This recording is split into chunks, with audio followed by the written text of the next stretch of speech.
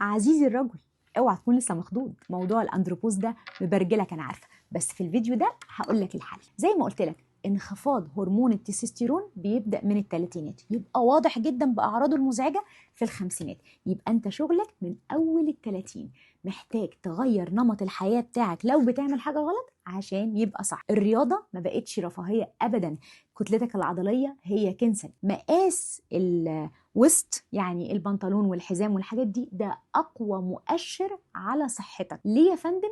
حاجات كتير جدا بتعملها الدهون المركزيه دي، بس جزء مهم جدا منها ان الدهون دي بتتحول لمصنع ياخد التستوستيرون ويعمل منه استروجين، فاساهم بسرعه في تدهور الحاله نتيجه ان التستوستيرون بيخلص مني، وفي نفس الوقت الاستروجين الزياده ده يعمل لي مشاكل بايخه انت عارفها كويس. مهم قوي قوي بقى نعرف ايه التحاليل اللي نطلبها او نشيك عليها علشان نطمن. الهرمون نفسه اللي هو التستوستيرون، وهنا لازم نقيس التوتال، والاهم منه الفري تستوستيرون.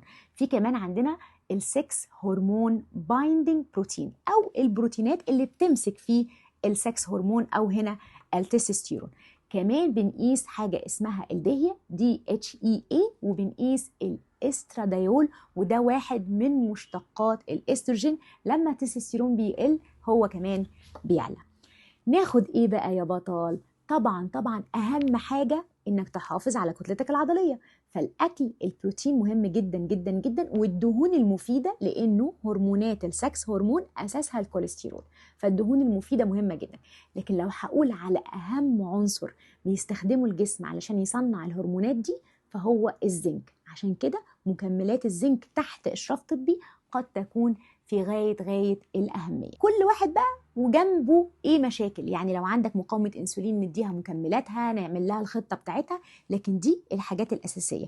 الاندروبوز مش زي المونوبوز في حاجه واحده بس، احنا في الهوا سوا زي ما اتفقنا، ولكن الاندروبوز قد نستطيع تجنبه تماما كأن لم يكن.